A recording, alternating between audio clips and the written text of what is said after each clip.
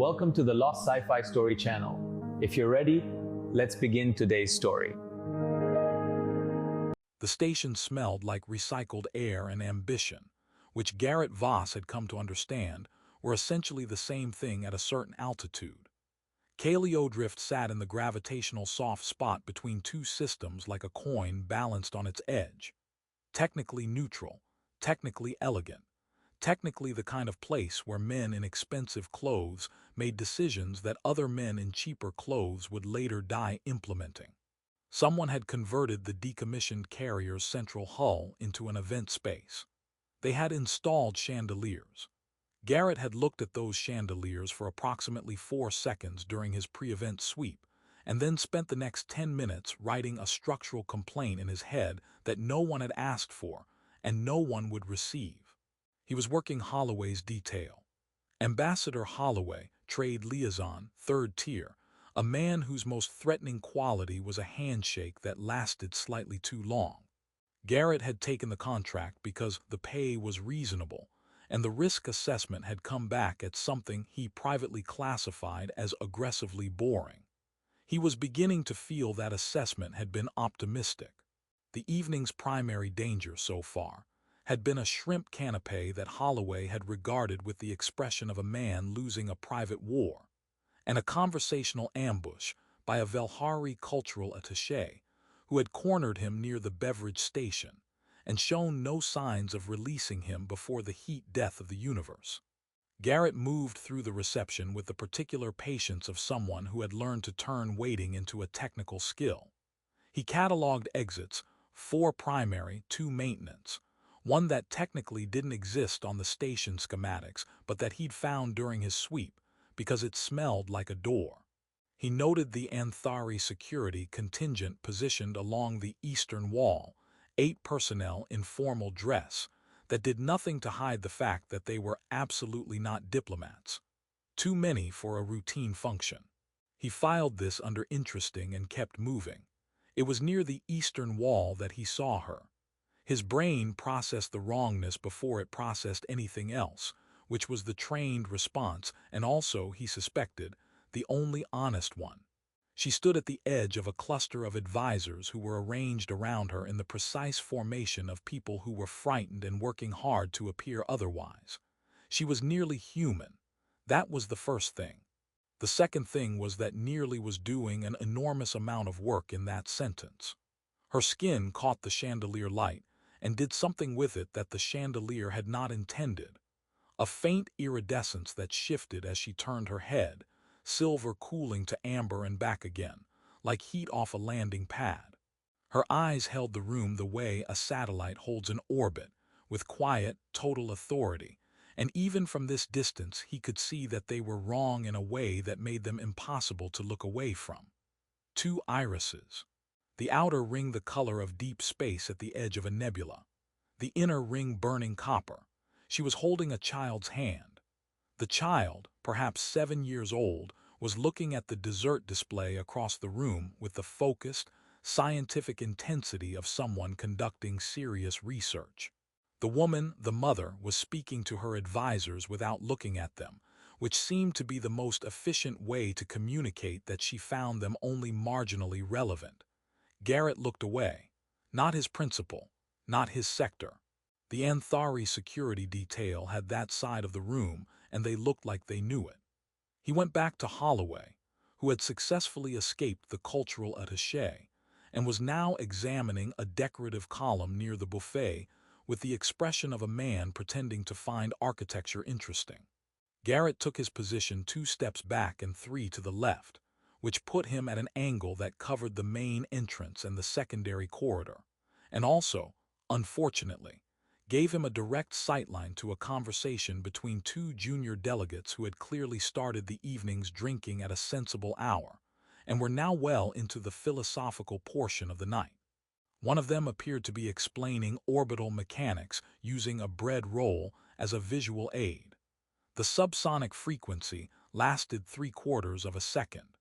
Garrett's auditory implant, a field modification from his 3rd deployment, never quite calibrated right, always picking up frequencies it wasn't supposed to, registered it as a low harmonic against his back teeth before his conscious mind had assembled a complete thought.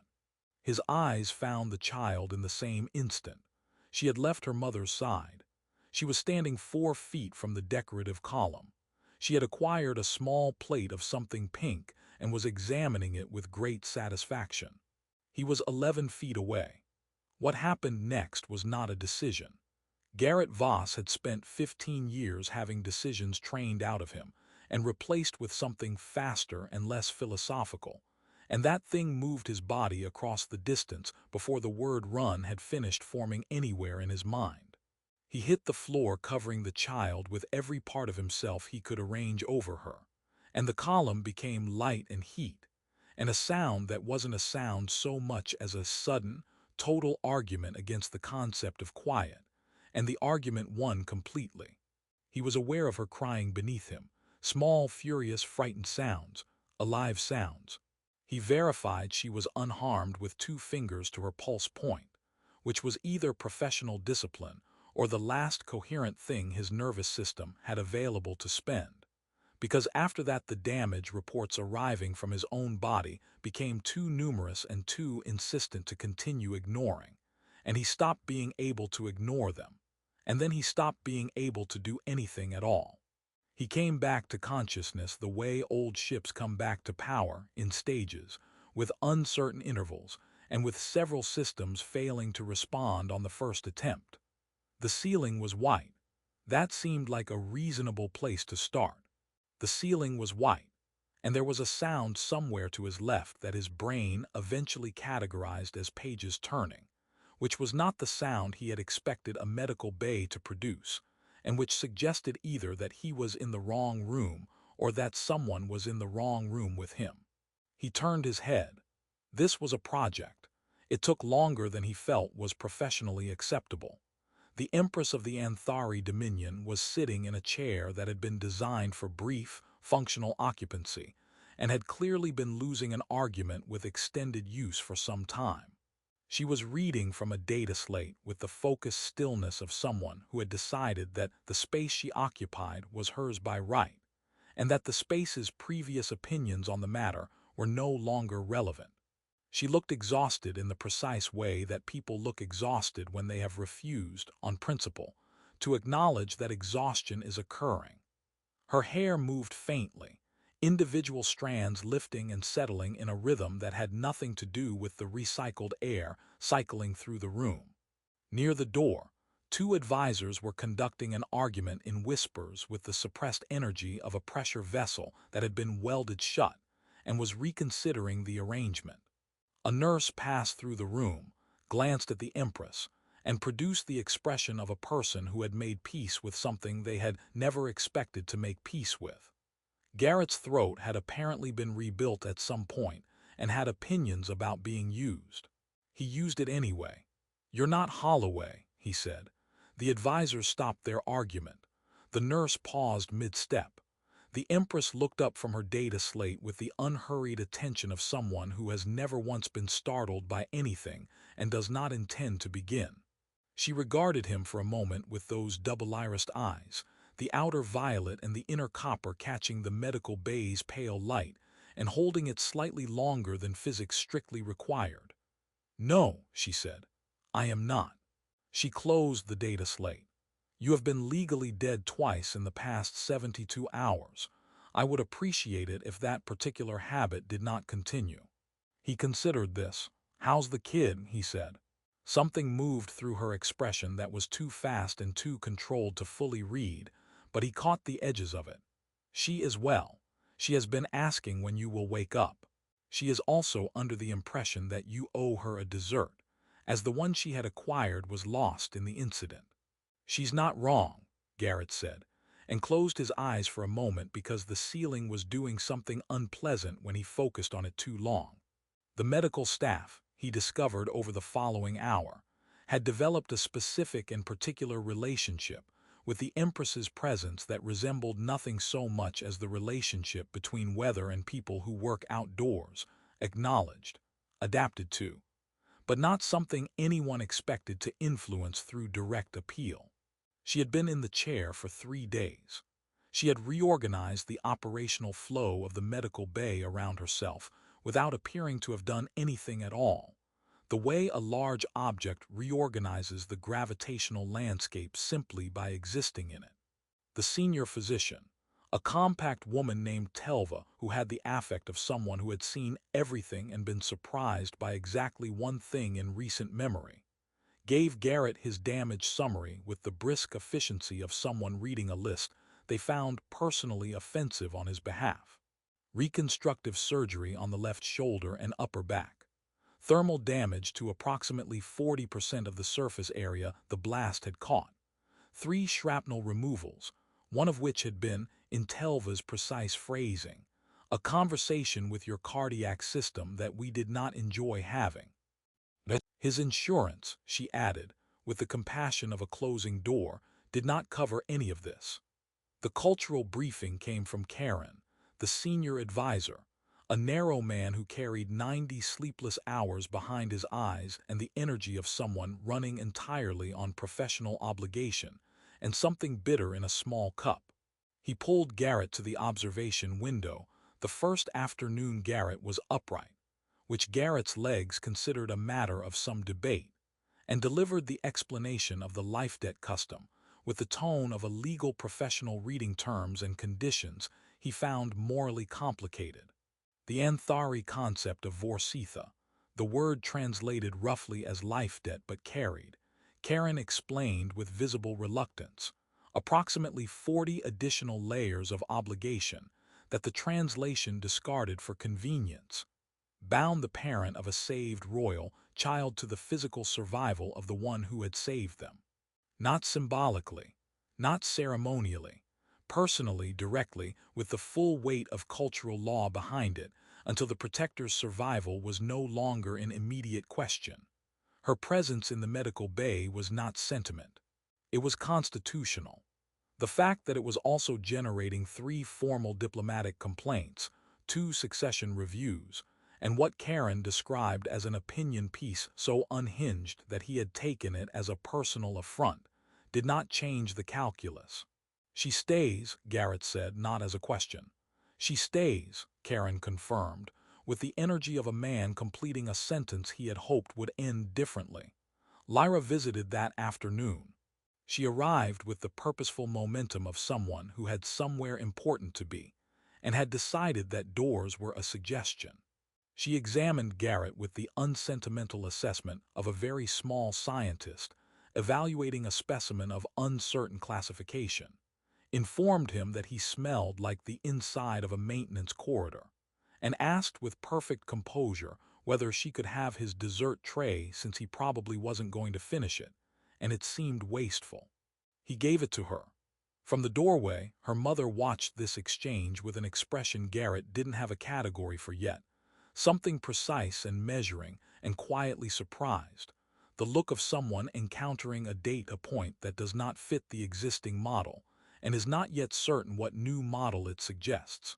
She said nothing, but she didn't leave the doorway immediately either, and when she finally did, the advisors near the door exchanged a glance that Garrett filed away under interesting for the second time since he'd arrived in this system, because he was starting to collect those. The station had opinions about hosting an imperial court and was expressing them through its infrastructure. 2 of the 3 main corridor lighting arrays in the medical wing had shifted to a warmer frequency that nobody had programmed, as though Kaliodrift's environmental systems had looked at the situation, made a judgment call, and decided that an empress deserved better than clinical white. The heating in the adjoining administrative room had also increased by 4 degrees.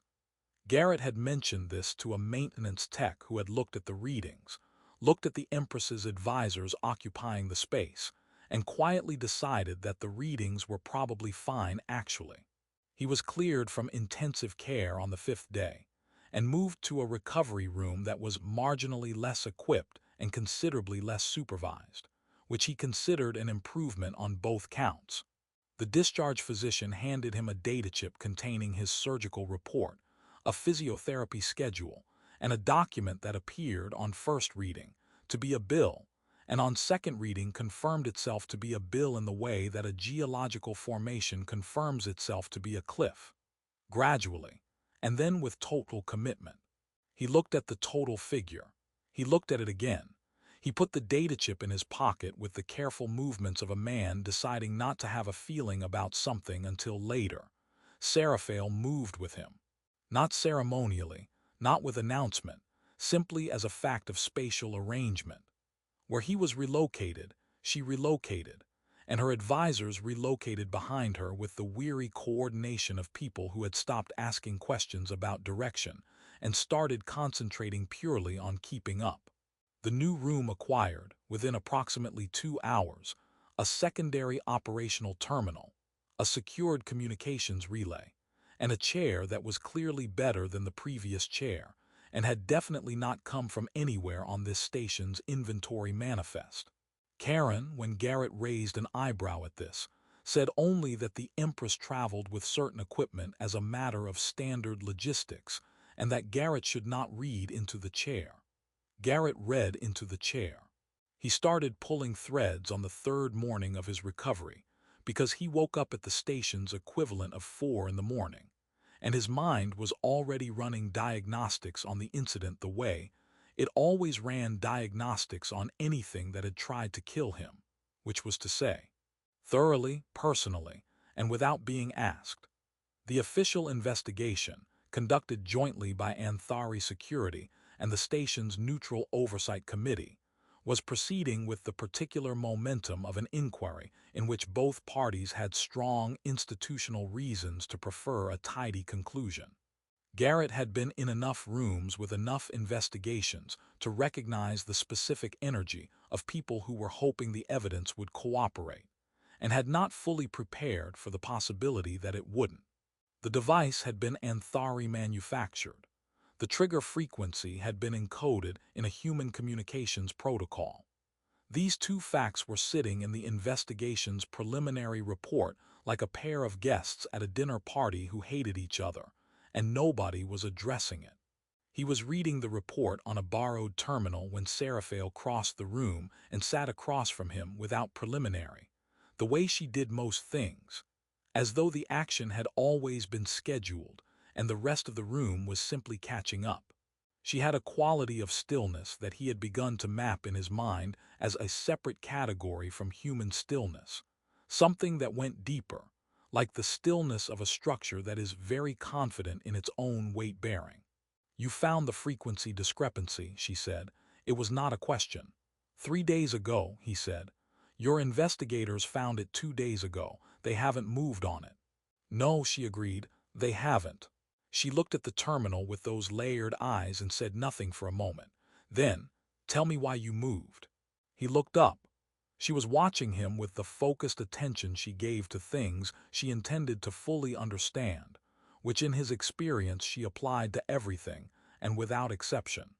"On the station," she said, "when the device activated, you assessed the room in the first second. You were positioned near your principal. You moved away from him. Tell me why." He had thought about this more than he wanted to admit. He had a version of the answer that was professional and clean and true in the way that partial answers are true, which is to say technically and insufficiently. He almost gave her that version. "I don't know," he said instead. "She was 4 feet away and she had a dessert plate and I moved. That's the whole thing. There's no calculation underneath it." Seraphael was quiet for a moment. Her hair moved in that way it moved when something was happening inside her that she was not going to display externally. Then she said, "My advisors expected you to have a better answer than that." "What did you expect?" "I expected exactly that answer," she said. "It's why I found it satisfying."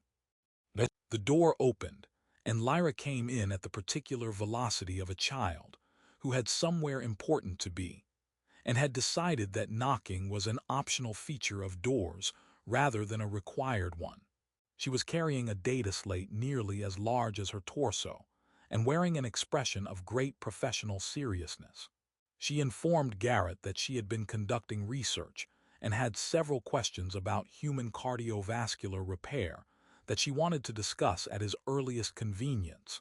and also that the medical bay's dessert rotation had cycled back to the pink item from the reception, and she had taken the liberty of bringing him one, because it seemed fair under the circumstances.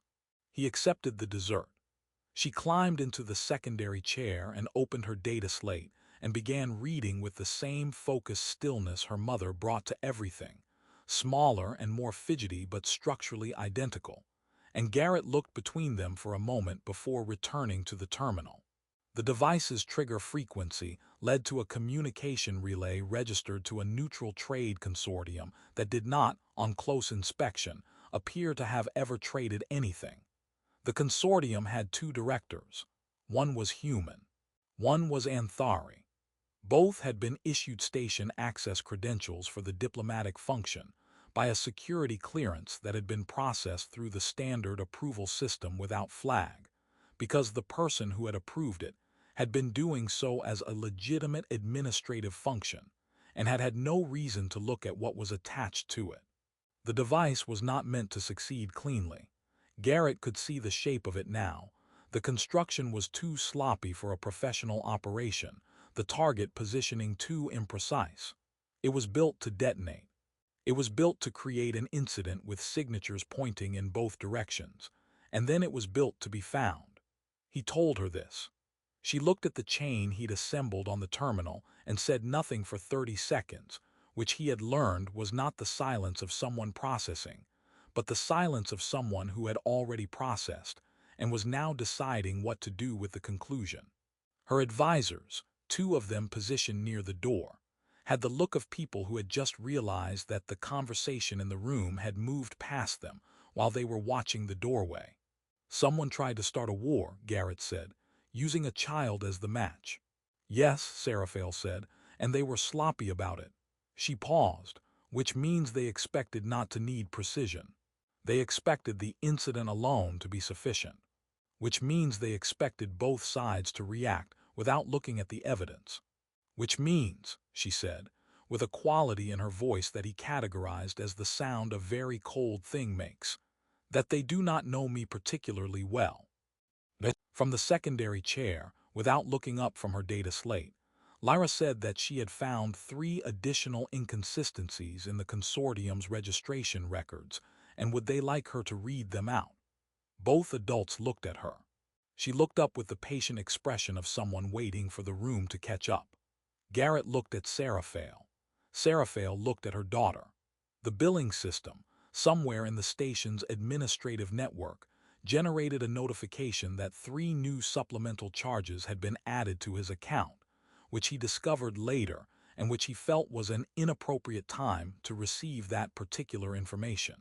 The consortium's 2 directors were taken into custody on the 7th day, which Garrett learned about not through any official notification, but through the specific quality of silence that settled over Karen's posture when he entered the room that morning.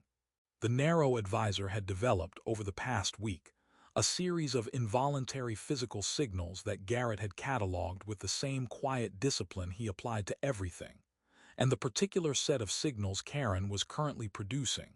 Shoulders down, jaw unclenched, the data slate held loosely instead of white-knuckled. Translated, in Garrett's working read of the man, too.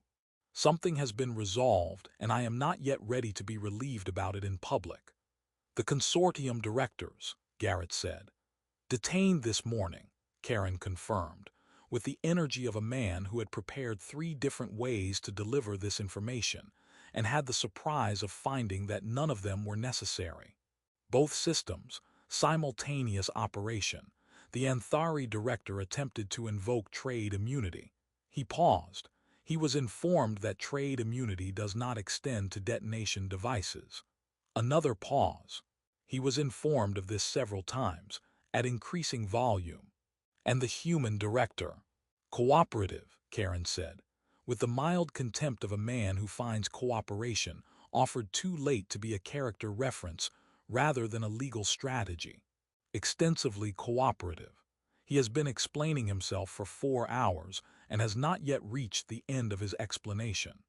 The joint statement from both governments was released at midday, measured, diplomatic, and worded with the surgical precision of language that has been reviewed by 40 people who all disagree about one word and have compromised on a word none of them like. It confirmed the arrest, confirmed the manufactured nature of the provocation, and confirmed that the relationship between human and Anthari space remained, in the document's careful phrasing, structurally sound and operationally committed to continued dialogue. Garrett read it twice and decided that structurally sound was doing the same work in diplomatic language that fine did in personal conversation, which was to carry a weight it refused to name. He found Seraphale at the observation corridor in the late afternoon, which was where he had begun to understand she went when she wanted to think without anyone observing that she was thinking. She was standing at the wide port looking out at the star field that Kaliodrift sat inside. And the light out there was doing the thing it did at this hour. The station's position between the two systems meant that if you stood at the right point in the corridor, you could see the light from both primary stars arriving from different angles. And for a few hours each day, the corridor existed in a kind of doubled illumination that had no exact equivalent anywhere else in either system. She was standing exactly at that point. He stood beside her. He had stopped asking whether he was intruding, and she had stopped suggesting that he might be, and the arrangement had arrived at something that functioned as ease without either of them having formally proposed it. "Holloway left," he said. "3 days ago," she said. "I was informed he expressed gratitude for the cultural experience." "That sounds like him." His transport also filed a noise complaint against the station's docking clamps. She considered this. "I found that human." "Very," Garrett agreed. The silence between them had changed over the course of the week in a way he'd noticed and not named, becoming the kind of silence that didn't need to be. "He's thorough," she said, which was the most diplomatically constructed defense of a person's personality that Garrett had ever heard. "Your assignment to Holloway's detail is dissolved. Your station clearance is currently operating under a temporary humanitarian extension that expires in 11 days. She turned to look at him, and in the doubled light her eyes were doing something he'd stopped trying to describe to himself and had started simply registering as a fact of her presence. "I have a proposal." "I know," he said. She waited. "Karen briefed me this morning," Garrett said. He did it with the energy of a man who has accepted the outcome but wants the record to show that he had concerns. He looked back out at the star field. "Anthari diplomatic security designation, travel with your detail, operational authority on threat assessment." "Yes, the pay, considerably better than Holloway's contract." "The medical coverage." A pause that contained something that was not quite amusement but was adjacent to it in a way he was beginning to recognize. "Comprehensive," she said. "Retroactive." He looked at her. "Retroactive." "It seemed relevant," she said, "given the existing invoice situation." He thought about the data chip in his pocket, which he had been carrying for a week with the specific intention of not thinking about it until he had a plan, and which now appeared to have a plan happening around it without his direct involvement. He thought about the shape of the last 7 days, the medical bay, the pulled threads, the borrowed terminal, the child delivering dessert with the gravity of a head of state, the doubled light in this corridor, the way a problem that had begun as an explosion in someone else's vicinity had become, through a sequence of events that he could trace individually, but that refused to add up to anything he'd intended. The center of something he didn't have a word for yet. He thought about the moment on the station floor when he'd verified her pulse, and his system had decided that was sufficient and shut down. He had been asked, in various formal and informal contexts over the past week, whether he had been afraid in that moment.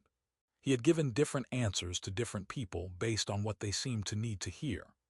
The honest answer, the one he'd given only to Seraphale, and only because she'd asked in a way that made the rehearsed version feel like a waste of her attention, was that there had been no room for it. The child was alive or she wasn't, and if she was, then everything else was a detail to be processed later, and fear was a later detail, and later had turned out to be a hospital room and a woman in a chair and a billing system with a personal grievance. He was different than he'd been before the column detonated. He could see the shape of it without being able to fully map it yet.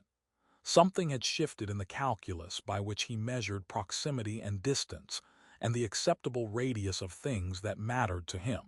He had spent a long time keeping that radius small. Small was efficient. Small was survivable. Small did not involve constitutional complications or a 7-year-old researcher or a woman whose hair moved when she felt things she wasn't going to say. Yes, he said. Seraphel held his answer for a moment with the stillness she brought to things she intended to keep. Then she looked back out at the star field, and the doubled light settled over both of them, and the station made its quiet mechanical sounds around them the way stations do, indifferent and continuous and oddly reassuring in the way that systems sound when they are simply functioning. The door at the end of the corridor opened. Lyra arrived at her characteristic velocity, slightly out of breath, carrying her oversized data slate and the focused expression of someone with urgent information to deliver. She informed them both that she had cross-referenced the consortium's shipping records against the station's cargo manifest for the past 6 months, and had found 4 anomalies she considered significant, and also that the medical bay's evening dessert rotation had been updated, and she felt they should know immediately. Garrett looked down at her. She looked up at him with her mother's eyes and her own complete absence of doubt. "Show me the anomalies," he said. She climbed onto the observation ledge beside him, opened her data slate and began to explain. Behind her, the stars held their positions in the doubled light, patient and vast and entirely unbothered by the fact that somewhere in their proximity, 3 people were standing at a window at the start of something that none